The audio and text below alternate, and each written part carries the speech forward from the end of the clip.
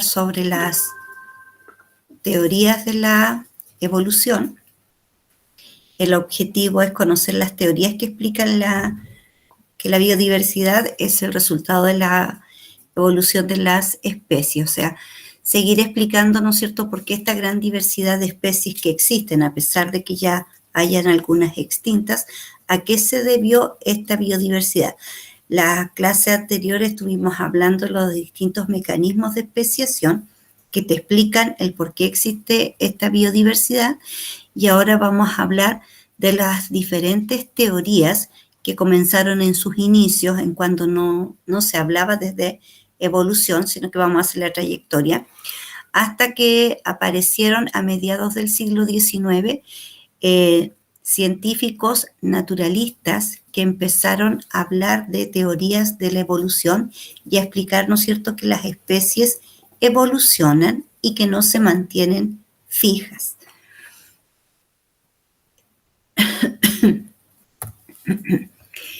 Evolución biológica. Si nosotros miramos este árbol filogenético, podemos ver una gran biodiversidad de especies, vegetales como animales, marinos, terrestres, acuáticos, pero si miramos la base del tronco, vemos que las primeras especies que aparecieron en nuestro planeta fueron las bacterias. Arqueobacterias significa bacterias primitivas, y después aparecen las eubacterias, que son las bacterias verdaderas. Y estas bacterias, que fueron las que primero poblaron, también ellas sufrieron modificaciones, y a partir de un tipo de especies de bacterias se dieron una diversidad de especies de bacterias, y a partir de la evolución de las bacterias aparecieron las células eucariotas animal y vegetal, y con eso ya se dio pie para que se organizaran estas células y empezaran a formarse especies vegetales y especies animales. ¿Qué significa este tronco? Que todos pertenecemos a un ancestro común y que cada punto de conexión significa que de ahí esa rama se divide de ese tipo de especies, porque se formó una nueva especie teniendo siempre, ¿no es cierto?, al punto de intersección como una especie en común. Pero eso es lo que nosotros debemos explicar a través de todas estas teorías: cómo se llegó a poblar nuestro planeta si partimos con una especie diminuta, microscópica, formada por una sola célula, y cómo ésta fue capaz de dar origen a esta gran diversidad de especies. Por lo tanto, la evolución biológica te explica el proceso gradual y continuo de todas estas especies a través de nuevas generaciones, cómo se fueron dando, ¿no es cierto?, esta gran diversidad. Por lo tanto, se habla de una evolución biológica porque es evolución de seres vivos, independientes si son procariotas, eucariotas, animales o vegetales. Y es un fenómeno que ocurre, que sigue ocurriendo, que es real, que lo podemos observar, que lo podemos comprobar, ¿no es cierto? Y podemos mostrar evidencias de que ello así ocurrió a través de las distintas áreas de la ciencia que apoyan la evolución de las especies. Pero las teorías, para poder llegar a la teoría de la evolución y decir de que las especies evolucionan, tuvimos que pasar por varias ideas de distintos naturalistas, en donde ellos creían en la creación y en el fijismo, y cada uno daba sus aportes, hasta que llegamos a Lamarck, a Darwin, a otros que están relacionados a través de sus investigaciones, a explicar, ¿no es cierto?, que las especies van evolucionando. Pero vamos a ir al origen de la historia. La primera teoría es la teoría del fijismo. Esta teoría se comenzó a hablar de ella en el siglo XVIII a través de estas personas que eran naturalistas, que observaban la naturaleza y apreciaban lo que en ella había, y ellos sostenían que estas especies, desde que habían sido creadas, se habían mantenido inmutables, es decir, no cambiaron, no ocurrió nada con ellas y se mantuvieron inalterables desde que fueron creadas. Por lo tanto, el fijismo se basa, ¿no es cierto?, en el creacionismo, o sea, cree en un ser superior, dice que las especies son creadas y no que aparecieron, ¿no es cierto?, de repente poblando nuestro planeta y que fueron estas evolucionando, sino que todas las especies que habitan nuestro planeta, cada una de ellas fue creada por Dios y se han mantenido así desde su creación.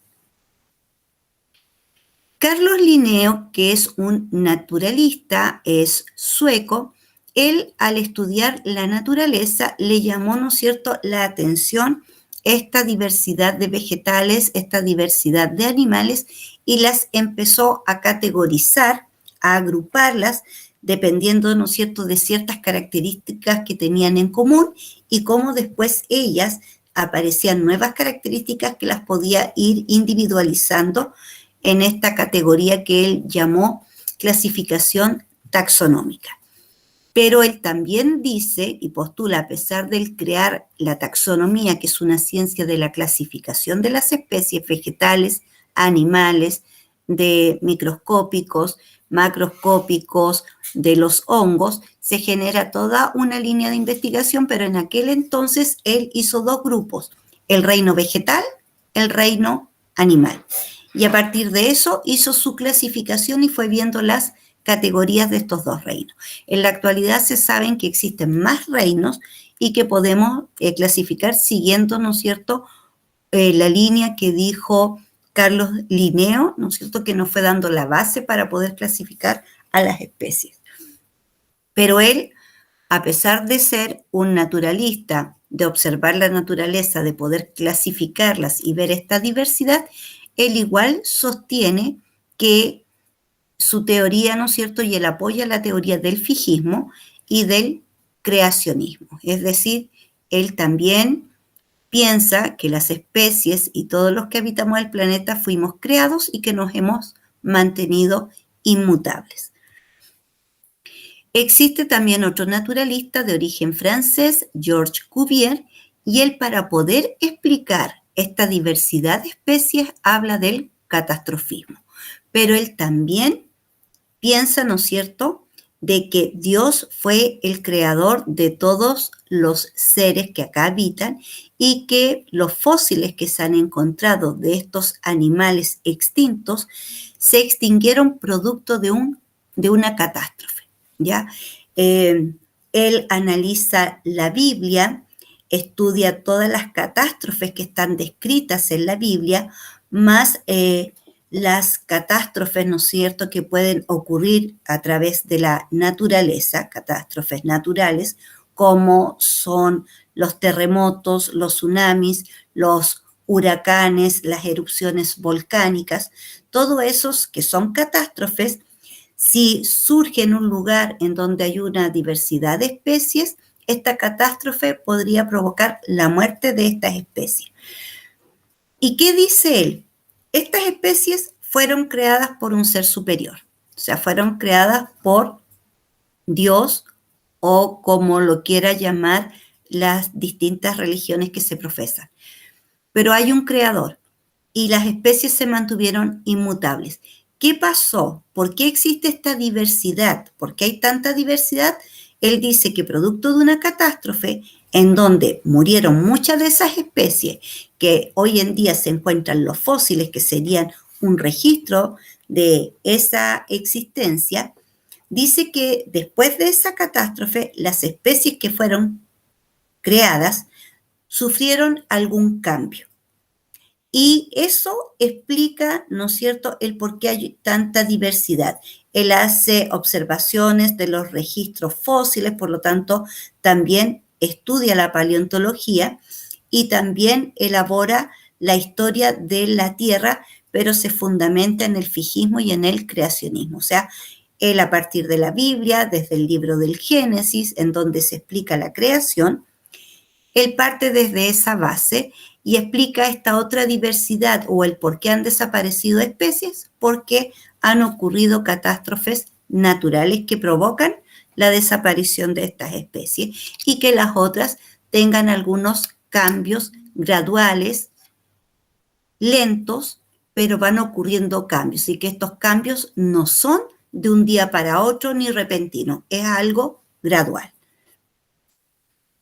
El uniformismo es una teoría propuesta por James Hutton, es un naturalista también de origen escocés y él estudia la geología y se le denomina el padre de la geología porque fue el primero en estudiar los procesos geológicos, o sea, los procesos que ocurren en la superficie de la Tierra, en la litósfera, debido a erosiones, compactaciones, si hay un terremoto y hay una división o cómo se forma a partir de la base, ¿no es cierto?, montañas, cerros, todos esos son sucesos geológicos que él estudia. Pero él habla de un uniformismo y también dice que la Tierra ha ido evolucionando al estudiar estos registros geológicos y que estos cambios son uniformes y constantes, o sea, se van repitiendo. Ocurre un cambio, vuelve a ocurrir el mismo, en los mismos periodos, demoran el mismo tiempo y son completamente uniformes. O sea, él podría decir de que un cerro y todos los cerros fueron creciendo de la misma manera. Y nosotros sabemos, ¿no es cierto?, que los cerros vienen por la acumulación de los productos de las erupciones volcánicas que se van acumulando, estos se van solidificando y van formando estos cordones montañosos y también van formando las islas.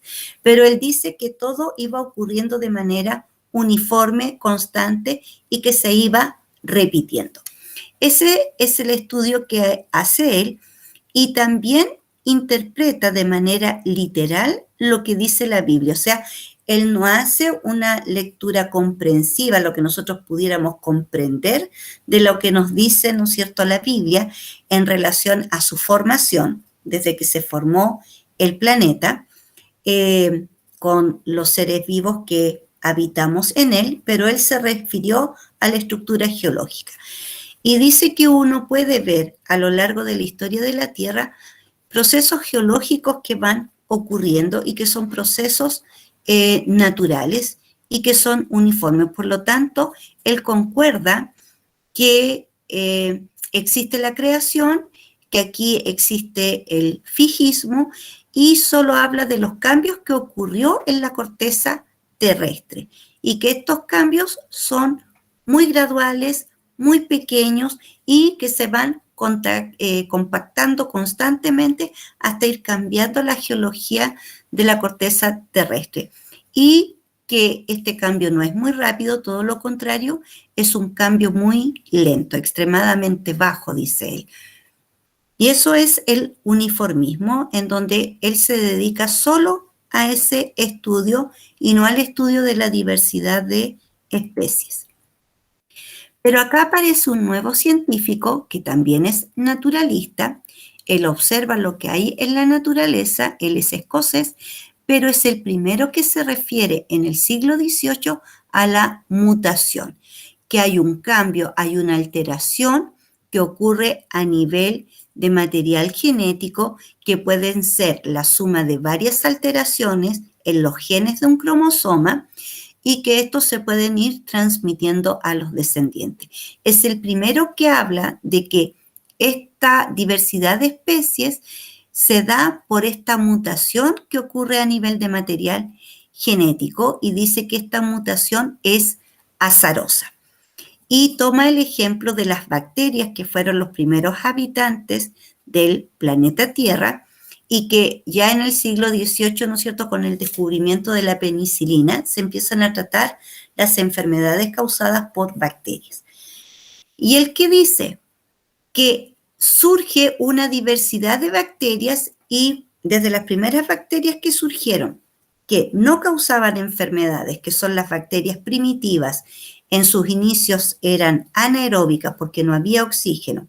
Después se separó un grupo de ellas y se transformaron en bacterias fotosintéticas, es decir, empezaron a hacer oxígeno y después de esas bacterias surgieron muchas otras bacterias incluso las bacterias que son patógenas, o sea, las que causan enfermedades y las que se pueden tratar con antibióticos. Y él ve que al ir tratando con antibiótico, se da cuenta que esta penicilina que te trataba a las primeras bacterias patógenas y te las podía eliminar, se dio cuenta que después empezó a existir una resistencia bacteriana. O sea, al aplicar la penicilina en las mismas dosis, ya no se obtenían los mismos resultados, ¿ya? Y él dice, aquí algo ocurrió, esta bacteria mutó, cambió a nivel genético, y esa mutación la hace mucho más resistente al tratamiento de la penicilina y es capaz de traspasar esa mutación a su descendencia y que las siguientes bacterias también sean bacterias resistentes al tratamiento de la penicilina o de un antibiótico. En esa época no existía el antibiótico. En esa época existía la penicilina, pero para entender a los días de hoy, en que se trabaja más con antibiótico que penicilina, es para poder entender la relación. Entonces, es el primero que habla de mutación y lo explica con lo que está ocurriendo con las bacterias. Otra teoría es el creacionismo, ¿no es cierto?, que es la primera, en donde se explica que la existencia de todos los seres vivos viene de un poder vital. Este poder vital lo tiene un ser superior que fue capaz de crear vida.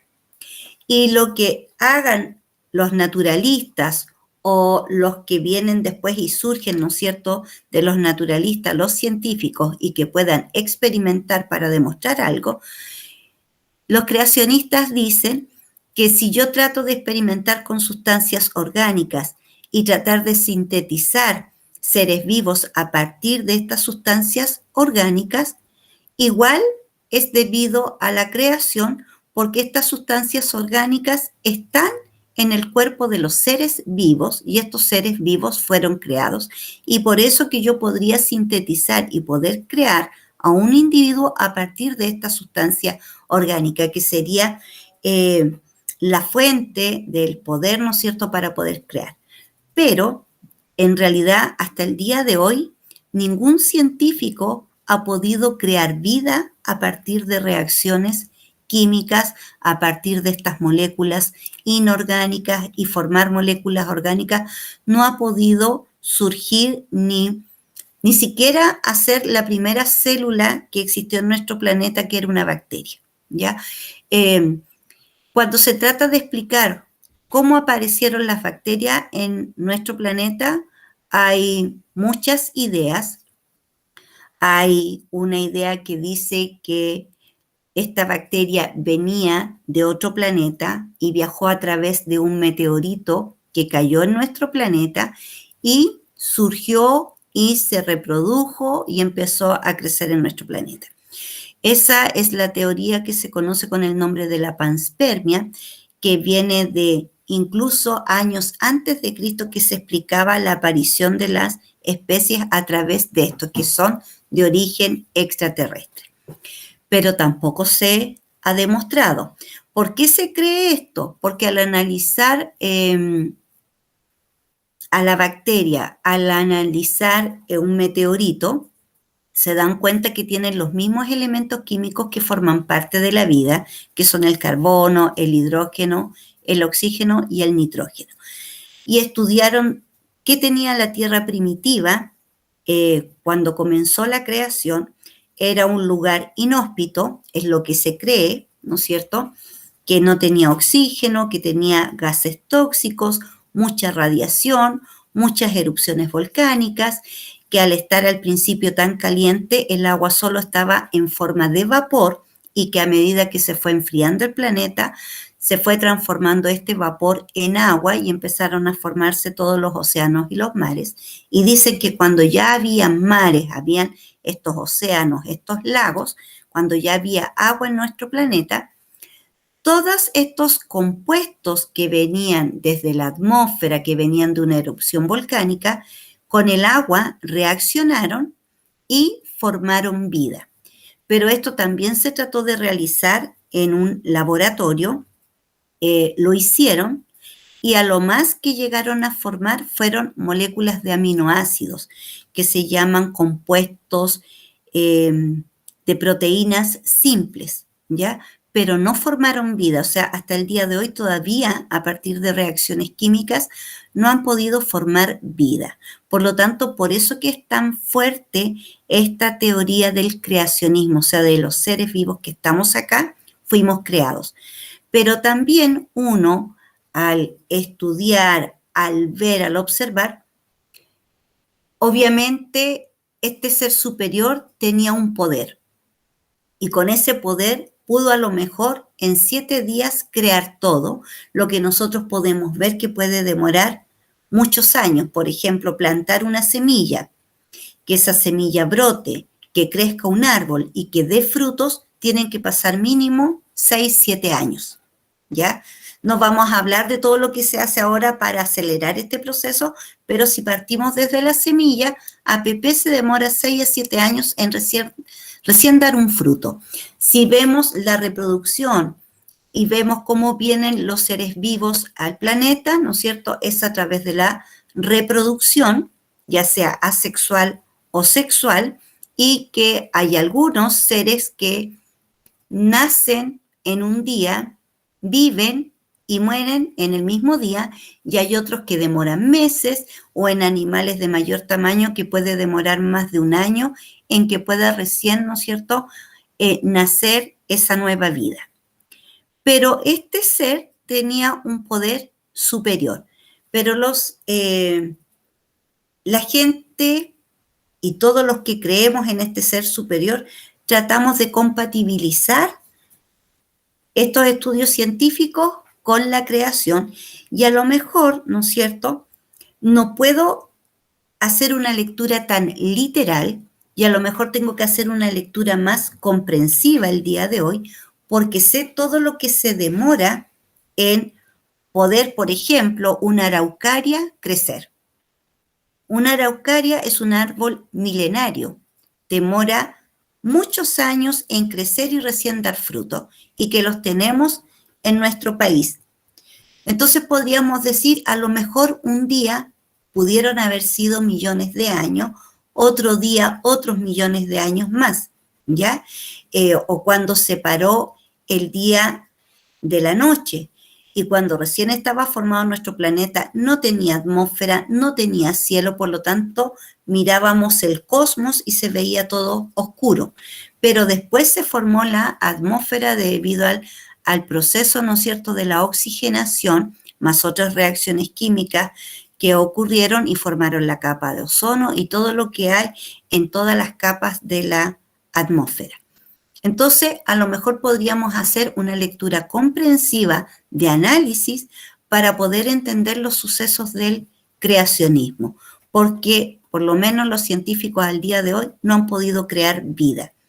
Sí han hecho experimentos de hacer clonación, pero está surgiendo una vida a partir de otra vida, pero no crear vida a partir de cero, ¿ya? No sé si se entiende. ¿Duda, consulta hasta el minuto? Nada en el chat, Claudia. ¿No? Ya.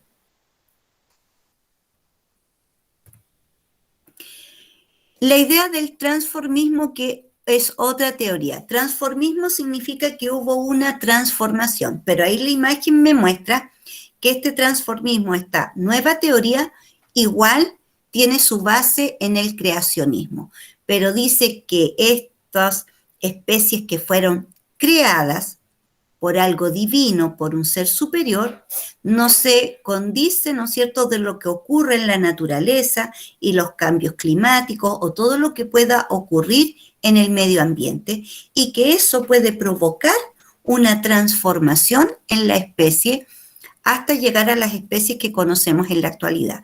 ¿Y cómo sabemos que habían otras especies que se parecen mucho, pero tienen pequeñas modificaciones? O sea, lo que es hoy día es producto de la modificación, pero si miro para atrás los fósiles, ¿cómo sé que esto existió? Porque existe el registro fósil, porque si no existieran fósiles, nosotros no sabríamos que hubo otra diversidad de vidas que ya se extinguieron.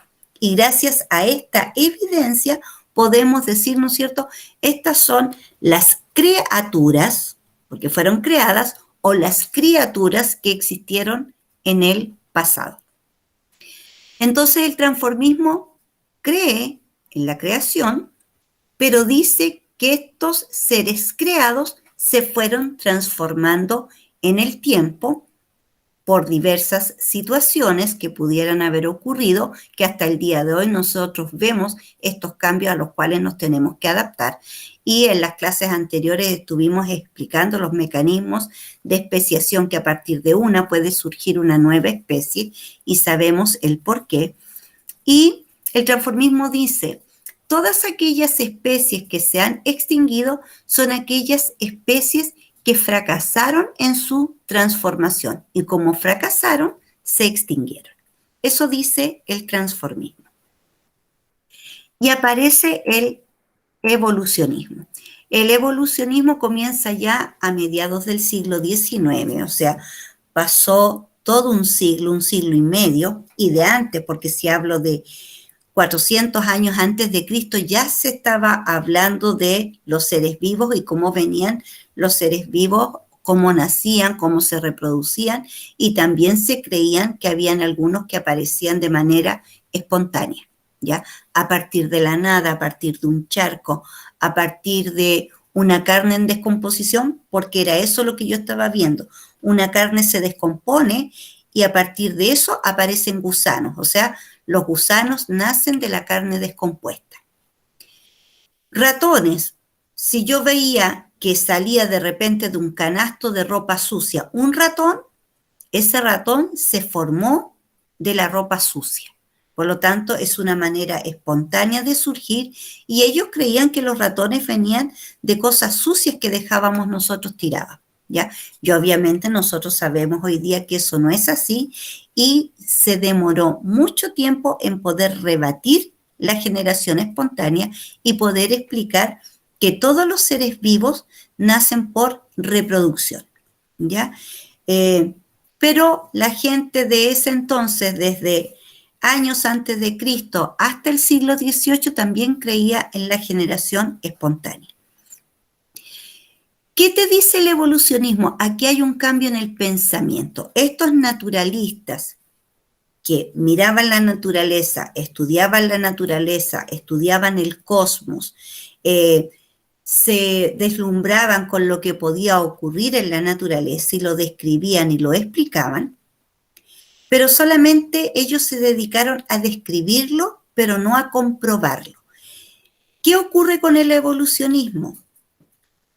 Planteo una idea, pero esa idea yo la tengo que demostrar, tengo que hacer un análisis científico, lo tengo que comprobar, tengo que tener evidencias, tengo que tener pruebas de que eso ocurrió. Y eso no lo hizo el transformismo, tampoco lo hace el creacionismo. No me explica cómo, ¿ya? Es algo que yo debo creer, porque creo solamente, porque tengo esa convicción, pero no tengo algo científico que me lo respalda. En cambio, la evolución se basa en hechos científicos y nosotros vimos todas las evidencias que existen y todas las ciencias que apoyan el evolucionismo y lo explican, lo respaldan, o sea, hay evidencia para poder explicarlo, ¿ya? Y esta evidencia demuestra con todas las ciencias que existen y con todo lo que se puede demostrar y con la evidencia que se tiene, que tenemos ancestros en común, ¿ya? Hay un ancestro en común y ese ancestro dio origen a una rama distinta, que es el ejercicio que ustedes hicieron con la mosca. Era un grupo de moscas, una especie, porque era la mosca de la fruta. La aislé, la separé y le puse condiciones distintas. Y a este mismo grupo de moscas, pasadas varias generaciones, surgieron una nueva especie. Por lo tanto, tiene un antepasado común y esta nueva especie surge de ese antepasado común y yo lo puedo demostrar y puedo hacer el experimento y decir, así ocurrió esta diversidad y aquí estoy mostrando cómo a partir de una especie de moscas puedo tener dos moscas. Y es lo que vio Darwin cuando estuvo en la isla Galápagos y recorrió muchas partes de Latinoamérica buscando evidencias que lo respaldaran para poder demostrar, ¿no es cierto?, la evolución por selección natural y por qué existían tantas especies que se parecen. Y es lo mismo que si nosotros miramos a nuestros familiares, a nuestra propia familia. En este gran grupo familiar nos miramos y nos damos cuenta que todos tenemos rasgos distintos. ¿Ya? Hay diferencias entre nosotros y eso se explica porque a nivel de material genético hay combinaciones de materiales genéticos y eso hace que esta combinación azarosa surja, ¿no es cierto?, un miembro de la familia que tiene características distintas a los de todos los demás o entre sus mismos hermanos o entre sus padres, ¿ya? Hay una variación y se demuestra a través de la genética. El primer evolucionista fue Lamarck. Se le denominó la época del lamarquismo. Él propone sus teorías, él también era un naturalista, pero un naturalista que se salió de esta línea del transformismo, del fijismo, y él dijo, sí, hay transformación, pero esa transformación hay una evolución. Pero si leemos los postulados de él, él todavía tiene estrecha relación con lo que se dice, ¿no es cierto?, del fijismo, porque él dice que no existen antecesores en común, o sea, son solo líneas evolutivas. Por ejemplo, la línea de los caballos, a lo mejor antes eran más pequeños, de menor dimensión, hasta llegar al tamaño actual, pero es una línea evolutiva. Si miro a las aves y la gran variedad de aves, todas son aves, todas tienen plumas, pero surge una sola línea. O sea, él no habla de que pueda existir una rama en común entre el caballo y un ave, un mamífero y un ave. Entonces, él cuando postula su primera teoría, dice que todas las especies evolucionan en forma gradual, o sea, lento, y que estos grupos no tienen un antecesor en común, sino que proceden de líneas evolutivas independientes. O sea, habla de que evolucionan, pero él habla de esta evolución en el mismo linaje, en la misma línea. Su segunda teoría dice que la función crea el órgano y por lo tanto hay una perfección. Es decir, es una especie que tiene estos órganos, tiene estas estructuras y la que más se usa es la que se va perfeccionando. Y si alguna estructura se deja de usar, como la dejo de usar, esa estructura se va atrofiando hasta que llega un momento y desaparece. Y esto tiene que ver para explicar por qué existen órganos o estructuras vestigiales. Esos órganos y estructuras vestigiales, ¿cómo le explica Lamarck? Eso fue una atrofia, se dejó de usar, por lo tanto se atrofió. Algunas desaparecen y otras quedaron rastros de ellas, pero él tiene esta teoría, que la función crea el órgano. Mientras más lo use, más se perfecciona y de esa manera explica el cuello de las jirafas y las patas de las jirafas. Y él decía que todas eran más pequeñas hasta llegar a una sola en el linaje, que son todas de cuello largo y patas largas, ¿ya? Porque de tanto estirar el cuello, se fue alargando y después todos los descendientes tuvieron cuello largo, porque la función creó esta estructura, este órgano largo, y lo fue perfeccionando. Y hay una tercera que dice que son caracteres adquiridos que se transmiten por herencia. ¿Qué quiere decir con esto? Que los caracteres adquiridos son los que se van a transmitir por herencia. Todo lo que yo adquiera frente a estos cambios que hay en el ambiente y que puedan modificar y hacer cambios en mi persona o en los animales, eso yo lo voy a heredar. Por ejemplo, me hago un cambio físico, no estoy conforme ya con mi rostro, me lo cambio. Hago modificaciones en mi nariz, en la forma de mi boca, cambio la estructura. Y la MARC dice que si yo hago este cambio, que sería algo adquirido, porque fue una modificación que surgió a través de una cirugía, esa se va a heredar a mi descendencia. O sea, todos van a tener estas características que yo me modifiqué. O si me tiño el pelo, y ya llevo tantos años tiñéndome el pelo de un color más claro porque no me gusta oscuro y me lo dejo casi rubio, y ya llevo años dejándomelo rubio, entonces el día que yo tenga hijos, mis hijos van a nacer rubios, porque ya yo adquirí ese cambio, y ese cambio que yo adquirí lo transmito a mi descendencia. Eso quiere decir el tercer postulado. ¿Se entienden los postulados de la MARC? Sí, profesora. ¿Ya todos? ¿No hay consultas? Profe, entonces, según el postulado número 2, nosotros podríamos tener un cambio en la mano dependiendo de cómo usamos el teléfono, ¿no?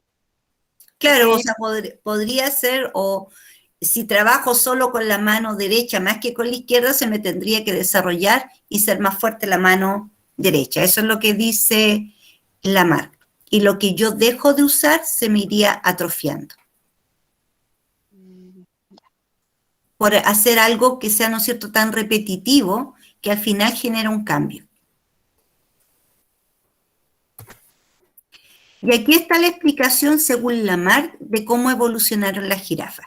En sus inicios todas tenían patas cortas, cuello corto. Pero vino un periodo de sequía y con la sequía, ¿no es cierto?, ellas se fueron alimentando de el follaje de los árboles, de las hojas más cercanas, pero resulta que después, ya como todas se fueron comiendo las que estaban más cerca, fueron quedando hojas más altas. Y otros vegetales se empezaron a secar, por lo tanto, era lo único que tenían para sobrevivir. Por lo tanto, empezaron a empinarse, a alargar el cuello, a alargarlo hasta alcanzar las hojas más altas. Y esta sequía que duró mucho tiempo, hizo, ¿no es cierto?, que siguieran repitiendo el alargar, el estirar el cuello, el empinarse, ¿no es cierto?, con ayuda de sus patas, que hizo que esto se alargara, y por eso que en la actualidad solo existen jirafas, cuello largo y patas largas. ¿Ya? O sea, de tanto hacerlo, se provocó este cambio. Y es lo mismo que podríamos decir en una tribu, de tanto ponerme argollas en el cuello, que finalmente mi cuello se alarga y los hijos que yo voy a tener van a nacer con cuello largo. O si me hago un cambio en la oreja, por ejemplo, que yo no sé cómo se llama, pero te usan estos aros grandes y cada vez me voy agrandando más. ¿Cómo se llama? Expansión. Ya la expansión, mira que era fácil. Me voy expandiendo el lóbulo de la oreja, tanto que en un momento ya queda muy grande y mis hijos me van a nacer con esa expansión.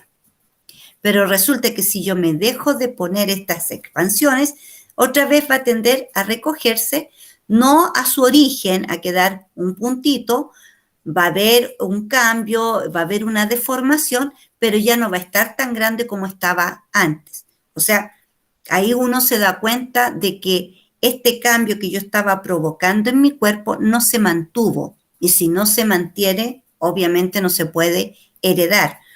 Porque no fue un cambio a nivel genético, sino que fue un cambio a nivel de cuerpo. Y todo lo que ocurre en mi cuerpo no se hereda. Y eso se entiende en la actualidad. Pero en esa época, cuando lo postuló Lamarck, muchos entendieron estos postulados y dijeron, es así como ocurre este proceso evolutivo.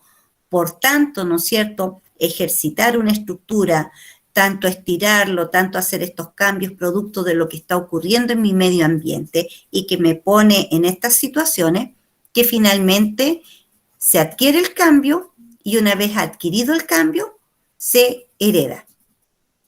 Y lo mismo, ¿no es cierto?, con trabajar con partes de mi cuerpo, desarrollarlas, eso también se va a heredar mientras yo lo siga trabajando. En cambio, aquellas partes que yo dejé de trabajar se van debilitando hasta atrofiarse y desaparecer.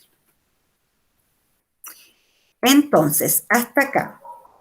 vamos, y aquí quiero que más personas participen, escriban en el chat, porque de esta manera nosotros estamos haciendo análisis y empezamos a aprender a analizar la situación con el contenido que estamos viendo y poder, ¿no es cierto?, explicar con nuestras propias palabras qué es lo que estamos entendiendo de esto. ¿Qué dice? Según los planteamientos de Lamarck, que sabemos que son 3, él explica el desarrollo de la musculatura de un físico culturista podría ser heredado por los hijos, ¿ya?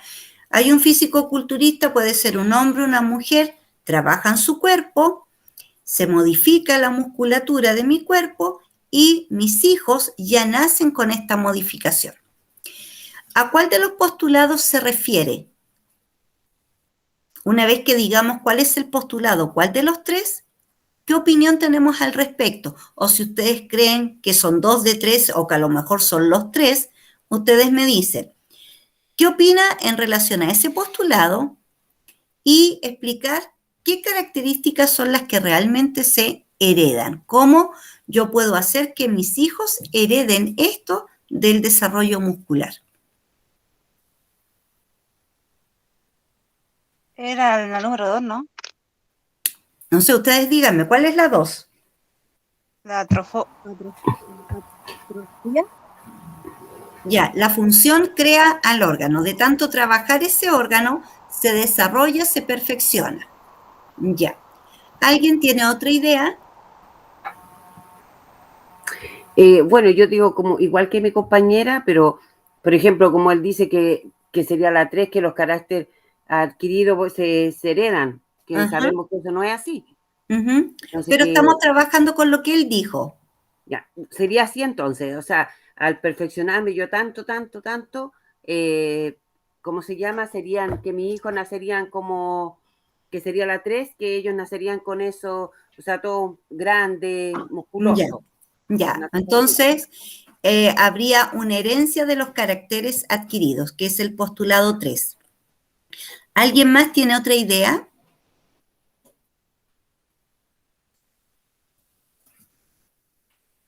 Porque hay 2 compañeras que opinaron. ¿Quién más?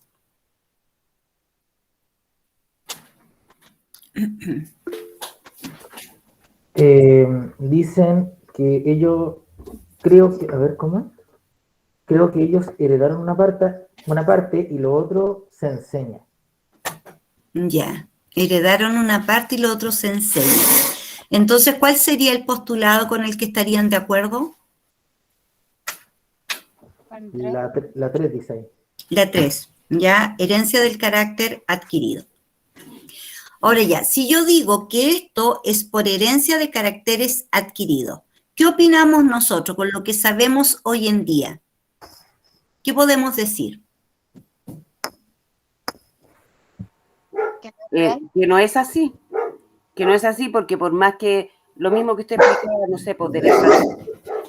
Entonces, o esto, bueno, ahora, por ejemplo, si uno hace harta gimnasia, pesa, qué sé yo, va a tener musculatura, buena musculatura, pero no se, lamentablemente no se la podemos transmitir claro, exactamente a nuestro hijo.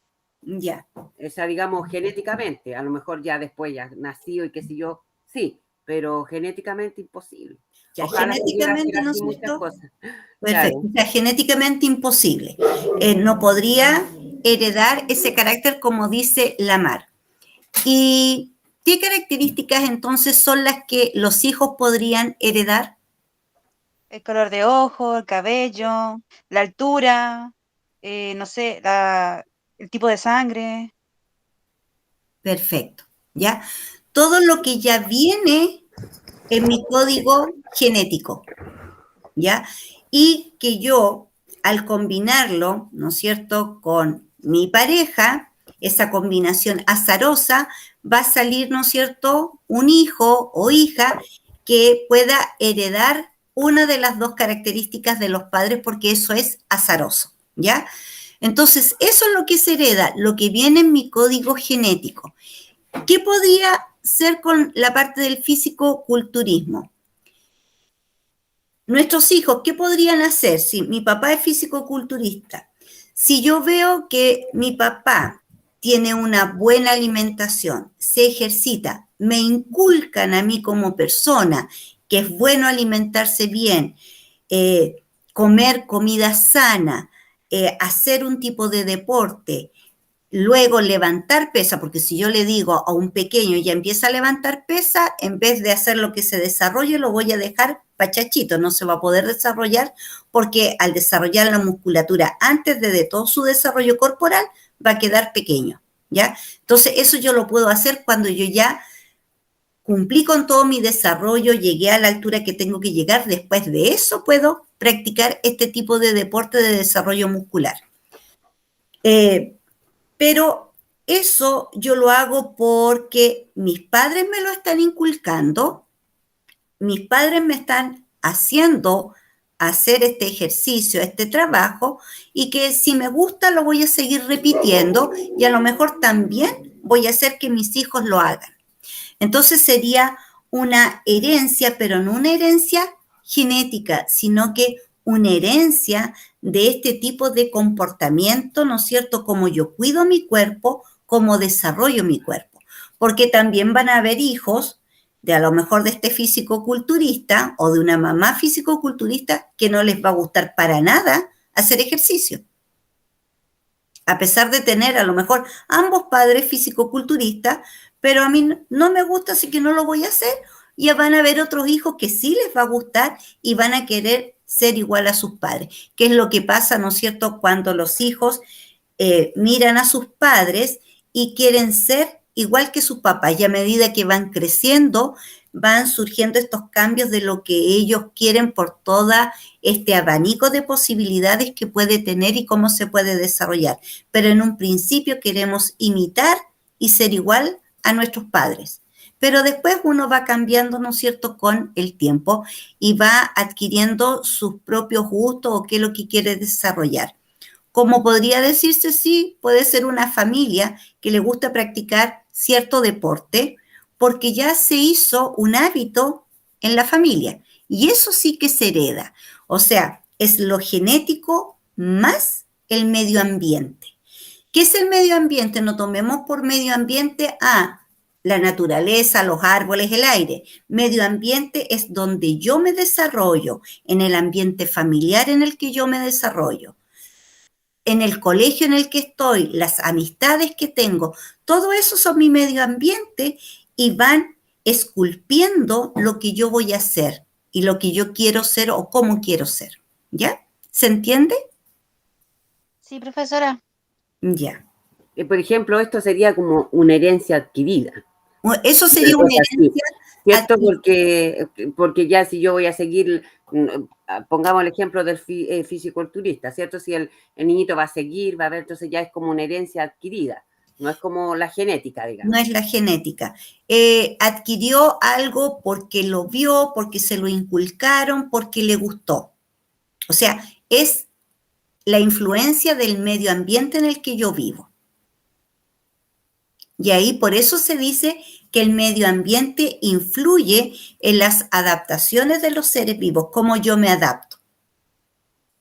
Y eso sí tiene que ver con la evolución, la adaptación, pero esta adaptación finalmente, después de tanto hacerlo repetitivo y que también se pueden provocar a raíz del medio ambiente, estas adaptaciones pueden provocar mutaciones a nivel de material genético. Y cuando ya es a nivel de material genético, ya lo puedo heredar. Así como heredo el color de ojos, la estatura, el grupo sanguíneo. ¿Ya? Eso sí. Entonces, continuamos. ¿Qué hora es? Que a veces me pierdo con la... Quedan 9 minutos. Carvajal había dicho que aprende de él. Cuando tú estabas explicando, él decía que aprendo de él, como de su papá, creo yo. Uno aprende, ¿no es cierto?, de las enseñanzas o aprendo a visualizar y a ver qué es bueno y qué es malo. Eso, todo es un aprendizaje. Entonces, en el transcurso de tu vida, de tu crecimiento, es un aprendizaje. Pero eso no es genético, es lo que tú hiciste durante el desarrollo y cómo influyó el medio ambiente en esos cambios que provocaste, porque a veces hay chiquillos que no se parecen en nada a los papás porque tienen gustos completamente diferentes a los papás. Y es por el medio ambiente en el que se desenvolvió o cuando estaba en el colegio, algo que le llamó la atención o que le gustó y que quiso practicarlo. Por ejemplo, el deporte que más se inculca en las familias es el fútbol. Porque mi papá me llevaba cuando él iba los días sábados, el fin de semana, se juntaba con su grupo de amigos y jugaban fútbol. Y a todos nos gusta el fútbol, pero resulta que también existe el atletismo, el básquetbol, la natación, el voleibol, pero más como cultura es el fútbol, existiendo otros deportes. Entonces, generalmente llevo y arrastro a mis hijos. Si a mí me gusta el fútbol, le comparto este gusto y hago que al niño también le guste y que finalmente también quiera practicar fútbol o que a lo mejor quiera ser en el futuro un profesional del fútbol. ¿Y por qué quiero ser un profesional del fútbol o quiero tener mi destreza en fútbol? Porque tengo deportistas chilenos, futbolistas chilenos que se han desempeñado bien, han ido al extranjero y han ganado mucho dinero y eso a mí me motiva para querer ser futbolista. Entonces, depende de las motivaciones que yo tengo. Otro va a decir, en realidad, a mí me gustaría estudiar, no importa que gane menos, pero me voy por esta línea porque a mí me gustaría ser un técnico un ingeniero técnico en enfermería, o sea, de las áreas que puedan existir, a pesar de que yo sé que si a lo mejor me destaco y soy un buen futbolista, podría ganar mucho más. Pero son las habilidades y destrezas que yo tengo y lo que me llevan a lo que quiero ser. O sea, es como me moldea el medio ambiente y lo que yo tengo, ¿no es cierto?, como figura para yo poder imitar. Y eso Profesora, ¿sabe qué? Yo tengo 3 hijos, 2 hombres, y mi esposo es futbolero, pero de toda la vida. Y lo único que quería era que su hijo así, pero ninguno de los dos le gustó. A pesar de que de cancha sábado, domingo, de que los llevaba, de que no, por ningún motivo. Y increíblemente como lo que veíamos delante, que los hijos como que adquieren eso, pero mis hijos por ningún motivo, ninguno. Mi esposo dice que va a andar con bastón y va a estar jugando a la pelota. Pero ninguno de los dos. Les gusta el deporte, a los dos, pero ninguno el fútbol, para nada. Claro, porque vieron a lo mejor que otro deporte les gustaba más o podían tener mejores destrezas o habilidades en otro deporte y no en el fútbol. O por ejemplo, cuando uno es niño, en el caso mío, bueno, yo pasé por varias cosas que yo creo que a todos nos pasa, que vamos pasando por varias cosas en nuestro crecimiento. En básica me gustaba el atletismo, salía a correr y me encantaba y estuve muchos años en básica en atletismo. Hasta que un día, en una competencia, veo obviamente a una chiquilla mayor que nosotros ya de enseñanza media, atleta, y se me fue la mirada a los músculos de la pierna. Y los encontré tan feos, que la pierna se veía tan fea con esos músculos, y yo dije, no, yo no quiero tener las piernas así. Pucha, estoy más reflaca, tengo piernas más reflacas, mejor, me había hecho bien a lo mejor haber desarrollado músculo, pero en ese momento fue hasta ahí. No, dije, yo ya no hago más atletismo. Después me fui por el área de la música, ya quiero tener una guitarra. Empecé a practicar guitarra.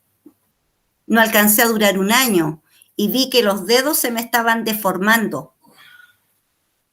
Y yo decía, hoy que se van a poner feo mis manos si toco guitarra. Y fui buscando todas esas excusas para no hacer lo que yo pensé, que lo que me gustaba y era lo único que quería en la vida, tocar guitarra, porque uno ve gente que toca guitarra, hace cantar a la guitarra, es pero maravilloso, pero a mí fui buscándole detalles Y dije, no, esto no es para mí porque se me va a deformar la mano, las yemas de los dedos, aparte que ya me duelen mucho, y fui dejando esas habilidades y me fui ya más por la rama de la ciencia.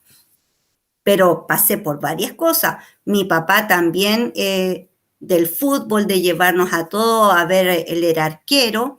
Mi hermano, cuando chico y después ya grande, no quiso más fútbol y mi papá era hincha. Nosotros somos del sur, de Huachipato, ir a ver los partidos de Huachipato, pero yo no le encontraba ni un sentido y hasta el día de hoy, pero eso es lo que yo siento. O sea, yo sé que la gente que le gusta el fútbol, por qué le gusta el fútbol y por qué entiende el fútbol, porque yo ni siquiera lo entiendo, pero yo estar viendo 90 minutos de que la gente corra detrás de una pelota, para mí, y obviamente el que sabe de fútbol y de este deporte me va a decir que profesora más ignorante, pero no le encontraba ningún sentido. Y bueno, y crié a mi hijo, y como a mí no me gustaba el fútbol, tampoco le inculqué el fútbol, le inculqué otros deportes, mira, básquetbol, ya, tenis, porque había un profesor de tenis en el colegio. A mi hijo, nada, ningún deporte, él salió artista. Y yo no tengo nada de artista, y uno diría, ¿de dónde sacó esa faceta artística? ¿De dónde viene? Y eso es por qué es lo que te va gustando. Y claro, yo a mi hijo lo metía, como existen los colegios ya, al deporte tanto, a las 4 de la tarde empieza el deporte, y justo ese día iba el profesor de pintura de óleo. Y él se iba, en vez de estar practicando básquetbol, se iba a mirar las clases de óleo. Y eso era lo que a él le gustaba, hasta que ya después entró a las clases de óleo nomás. Pero es la motivación que tiene cada persona y que a veces uno trata de insistir, esto tienes que ser, y es uno de los errores que uno comete porque quieres moldear a la persona a lo que tú a lo mejor quisiste ser y no lo fuiste, y tratas de que tus hijos lo hagan o que se desempeñen en eso y que yo no lo pude hacer. Tratamos nosotros de moldearlo, pero en realidad son las elecciones que tiene cada individuo y eso es azaroso.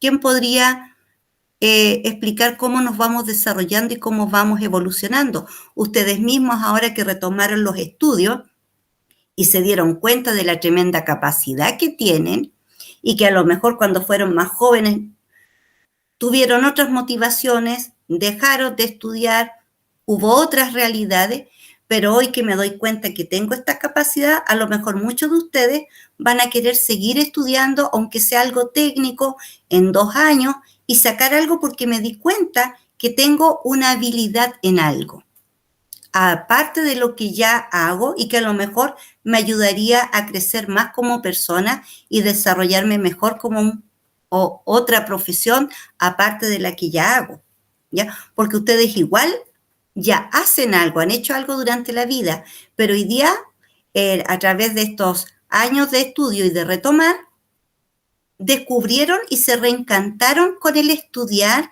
y aprendieron y ya son más maduros, más responsables y tienen otra capacidad de entender las cosas y se reencantan con eso, y hay algunos que quieren seguir estudiando. Y eso es algo que yo pensé, y uno dice, no, yo no tengo esa habilidad, no, yo no lo voy a poder hacer. Yo me empiezo a poner límites sin ver las capacidades que realmente tengo. O sea, nosotros como seres humanos, en vez de decirnos, sí, vamos, tú puedes, hacemos todo lo contrario. No soy capaz, no, yo nunca lo voy a poder hacer. O sea, siempre vamos de la negación. Pero tenemos que ver, ¿no es cierto?, que tenemos tremenda potencialidad y esa potencialidad te va modificando, te vas adaptando, vas cambiando, vas evolucionando. Y eso es la evolución. Cómo te moldea tu medio ambiente, cómo te redescubres, cómo ves que tienes otras capacidades. Y eso es la evolución. Y así como nosotros que somos seres pensando y lo podemos hacer, los animales también van adquiriendo diferentes destrezas en cómo ha cambiado, ¿no es cierto?, la vida de vivir en un ambiente rural. Y a mí me llama mucho la atención y a veces me detengo a mirarlos porque me causa me gusta ver, o sea, yo digo, ¿cómo aprendieron? Y es por imitación. Los perros, si tú instalas a mirar a los perros, sobre todo no los que son de casa, sino los que andan en la calle, y los perros en la calle aprendieron que no es llegar y cruzar por cualquier lado. Cuando son recién que están callejeando, los pueden hasta atropellar, pero un perro que empezó a mirar, a observar, sabe que tiene que cruzar por el paso de cebra, o sabe que tiene que esperar la luz roja y cruzar, o en el mall, que una vez me mantuve harto tiempo mirando un perro que quería entrar al mall en Quillota, en el centro, al frente de la plaza, con estas puertas que se abren, y él estaba observando y veía que la gente pasaba y que las puertas se abrían, y corría y trataba de entrar y la puerta se cerraba. Y estuvo harto rato y empezó a tomar distancia, hasta que en un momento se dio cuenta, si me pongo aquí, la puerta se abre. Y empezó a entrar y a salir. Y yo estuve harto rato mirándolo, viendo, ¿lo podrá hacer? Pero ¿eso qué significa? Que él, en este ambiente de hoy, en donde hay muchos cambios, se tuvo que adaptar a esos cambios y aprendió. Aunque hay gente que dice que los animales no aprenden porque no tienen desarrollo del pensamiento. A lo mejor lo hacen por imitación, pero igual es un aprendizaje. ¿Y ahí qué está pasando con estos animales? Están evolucionando. Y eso es la evolución. Cambios que tengo que hacer para poder mantenerme en este ambiente y poder seguir desarrollándome. Porque como dice Charles Darwin, que es el que vamos a estudiar mañana, la lucha por la sobrevivencia, si yo quiero existir, quiero permanecer, tengo que luchar por la sobrevivencia. Y eso es la selección natural. O me adapto, y si no me adapto, desaparezco, muero. Y eso es la selección natural. La naturaleza selecciona a los que están mejor adaptados. Los que no aprendieron, los atropellan. Los animales, por ejemplo, cuando vemos perritos atropellados, que son aquellos que todavía no aprendieron bien y no se adaptaron bien a estos cambios y que en el camino pasan vehículos. Entonces, y hay otros que son más vivarachos, digo yo, y aprendieron dónde tienen que cruzar y cuándo hacerlo. Y eso los ha hecho sobrevivir a todos estos cambios que hay en el ambiente. Eso, pues, chiquillos.